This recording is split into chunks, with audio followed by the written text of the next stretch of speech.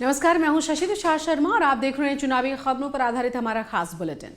सबसे पहले आप दिन की बड़ी चुनावी खबरों को संक्षेप में जान लीजिए, जिसके बाद हम आपको बताएंगे कि यह खबरें खास हैं क्यों और इनके राजनीतिक मायने क्या हैं।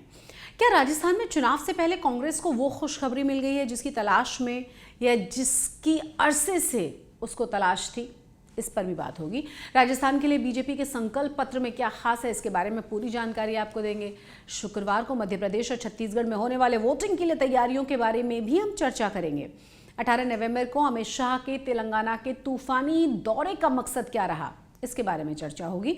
और बिहार के सीएम नीतीश कुमार कहीं 2024 के लोकसभा चुनावों से पहले किसी बड़ी तैयारी में तो नहीं है, इसकी संभावना पर भी हम बात करेंगे। तो आइए इन तमाम खबरों को अब समझ लेते हैं विस्तार से। कांग्रेस सांसद राहुल गांधी गुरुवार को 55 दिन के बाद राजस्थान पहुंचे। राहुल गांधी ने राजस्थान पहुंचते ही ऐसी बात कह दी है जिसे सुनकर समर्थकों की बाँछें जरूर खिल गई हैं। राहुल गांधी ने ऐलान कर दिया है कि अशोक गहलोत और सचिन पायलट न केवल एक दूसरे के साथ हैं बल्कि दोनों मिलकर कांग्रेस को जिताने के लिए काम कर रहे हैं। राहुल गांधी ने यह भी दावा किया है कि कांग्रेस राजस्थान चुनावों में स्वीप करने जा रही है। राहुल गांधी ने ये बात कही तब गहलोत और पायलट दोनों ही उनके पीछे खड़े हुए थे। सुनिए राहुल गांधी ने और क्या कहा। एक साथ नजर नहीं आ रहे हैं, एक साथ हैं, एक साथ रहेंगे और कांग्रेस पार्टी यहां स्वीप करके चुनाव जीतेगी। धन्यवाद। काफी अच्छी तस्वीर। एक साथ नजर नहीं आ रहे हैं, एक साथ हैं, एक साथ रहेंगे और कांग्रेस पार्टी यहां स्वीप करके चुनाव जीतेगी। धन्यवाद। काफी अच्छी तस्वीर। एक साथ नजर नहीं आ रहे हैं, एक साथ हैं, एक साथ रहेंगे और कांग्रेस पार्टी यहां स्वीप करके चुनाव जीतेगी। धन्यवाद। काफी अच्छी। तो जयपुर से राहुल चुरू पहुंचे, जहां उन्होंने जनसभा को संबोधित किया। यहां भी उन्होंने गहलोत और पायलट के एक साथ होने की बात दोहराई। साथ ही बीजेपी पर भी जमकर निशाना उन्होंने साधा। वहां क्या कहा है उन्होंने, जरा सुनिए आप। कांग्रेस का मतलब किसानों, मजदूरों, युवाओं की सरकार, यह फर्क है। आपको निर्णय लेना है। कांग्रेस पार्टी को भारी बहुमत से चुनाव जिताइए और जो काम हमने आपके लिए शुरू किया है उसे और तेजी से, डबल रफ्तार से हम आपके लिए करेंगे।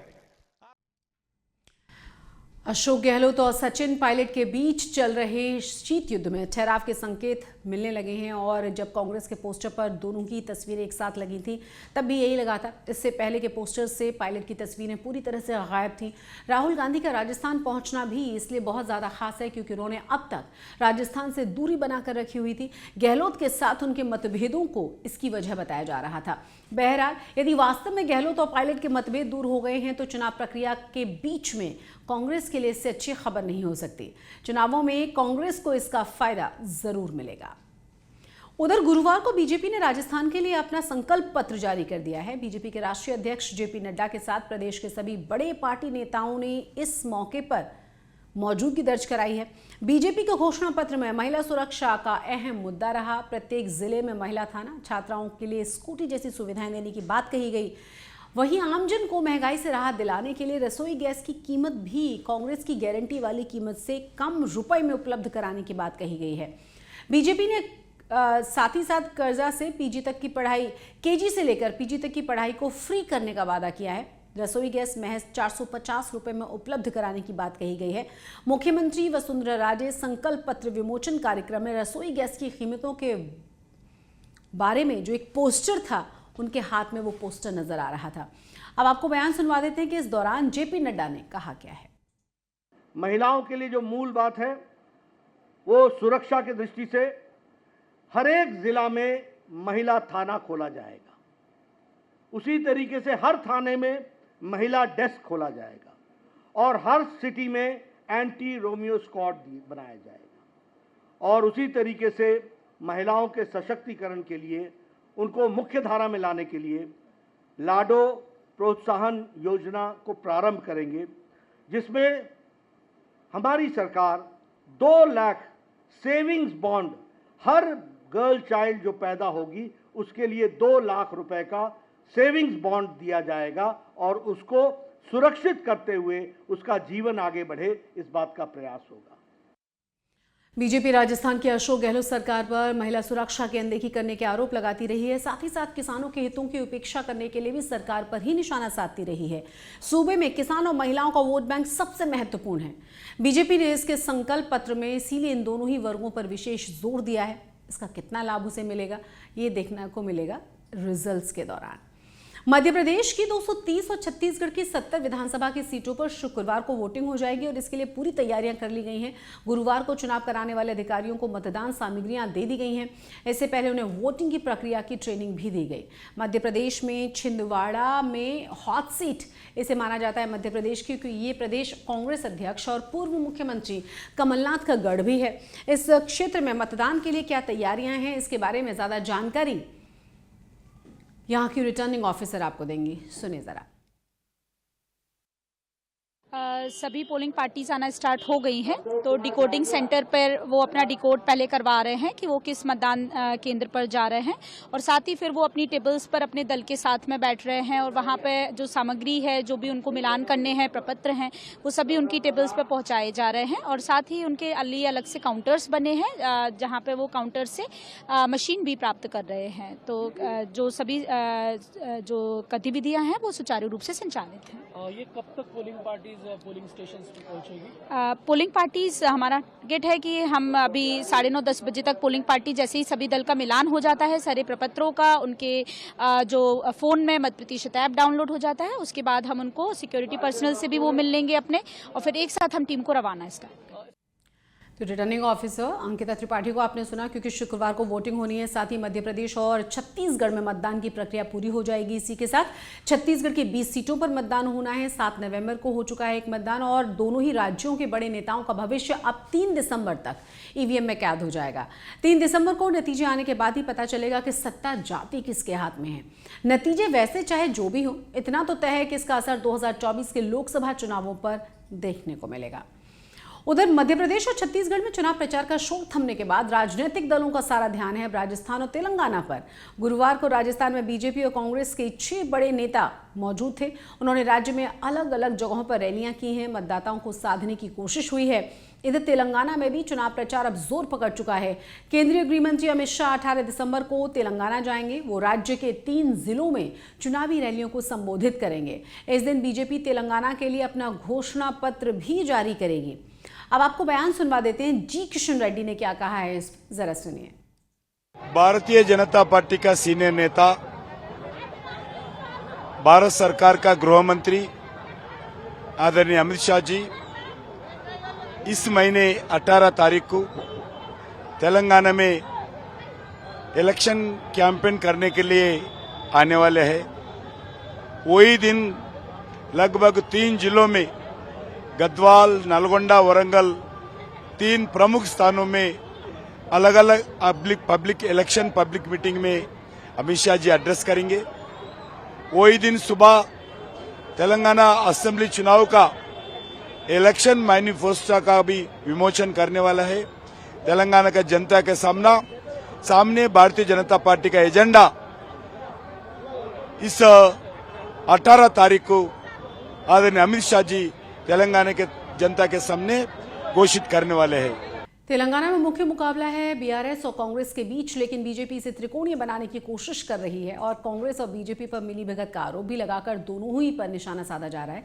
पीएम नरेंद्र मोदी और अमित शाह पिछले कुछ सप्ताह में राज्य में कई जनसभाएं कर चुके हैं। बीजेपी को उम्मीद अब ये है कि राज्य के मतदाता बीआरएस और कांग्रेस से इतर उसे तीसरे विकल्प के रूप में जरूर चुनेंगे। बिहार के मुख्यमंत्री नीतीश कुमार अपने बयानों के चलते पिछले कुछ दिनों से लगातार चर्चाओं में हैं। विधानसभा में महिला और फिर जीतनराम मांझी के बारे में आपत्तिजनक टिप्पणियां करने के बाद अब उन्होंने गठबंधन में साझेदार आरजेडी को भी निशाने पर ले लिया है। शुक्रवार को पटना में एक कार्यक्रम में भरे हुए मंच से उन्होंने कहा कि बिहार में जो काम हुए हैं वो उन्होंने ही किए हैं, सभी आइडिया उनके थे। 2005 में जब वो आए थे तब से लगातार काम कर रहे हैं, इससे पहले कुछ नहीं हुआ। लगे हाथों उन्होंने लालू प्रसाद यादव के राज से भी अपने शासनकाल की तुलना कर डाली।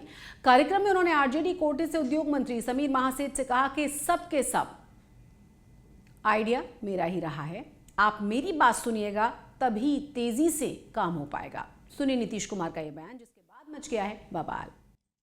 जरूर तेजी से काम करिए और डिपार्टमेंट को हम कहेंगे तेजी से काम करिए। सुन लीजिए, आप जो मंत्री जी हैं, आप अगर मेरा बतवा सुनते रहिएगा तब तेजी से काम करिएगा, समझे ना? ये सब आइडिया मेरा है, पहले कुछ था, अरे हम ही ना शुरू किए हैं जी, पहले कहां कुछ था, आजे से हम शुरू कर रहे हैं। 2005 से जब से आए हैं तब से एक एक काम कर रहे हैं। नीतीश कुमार के इस्तीफे के बाद आरजेडी और जेडीयू में बेचैनी बढ़ सकती है। बिहार का सियासी पारा बढ़ सकता है। कुछ दिन पहले भी नीतीश ने बिजली विभाग के कार्यक्रम में लालू प्रसाद यादव की नाकामी बताकर आरजेडी को लपेटा था।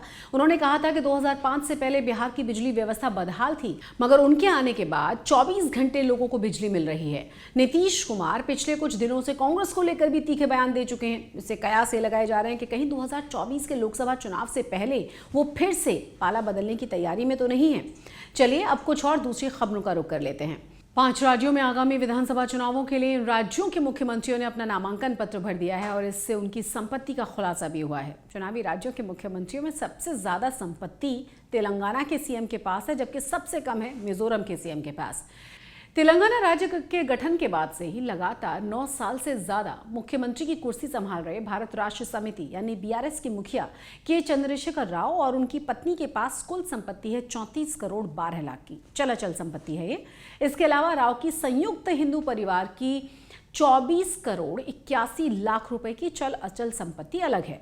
छत्तीसगढ़ के मुख्यमंत्री भूपेश बघेल और उनकी पत्नी के नाम है 33 करोड़ 38 लाख रुपए की संपत्ति। राजस्थान के मुख्यमंत्री अशोक गहलोत और उनकी पत्नी के पास 11 करोड़ 68 लाख रुपए की चल अचल संपत्ति है।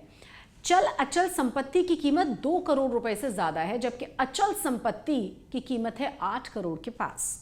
मध्य प्रदेश के मुख्यमंत्री शिवराज सिंह चौहान के पास कुल संपत्ति है 8 करोड़ 62 लाख रुपए की चल अचल संपत्ति। शिवराज सिंह चौहान और उनकी पत्नी के पास 2 करोड़ 20 लाख रुपए की चल संपत्ति है, वहीं करीब 6 करोड़ 40 लाख रुपए की अचल संपत्ति है। उत्तर पूर्व के राज्य मिजोरम के मुख्यमंत्री जोरमथांगा और उनकी पत्नी के पास 4 करोड़ रुपए की चल अचल संपत्ति है। उनके पास 3 कारें भी हैं।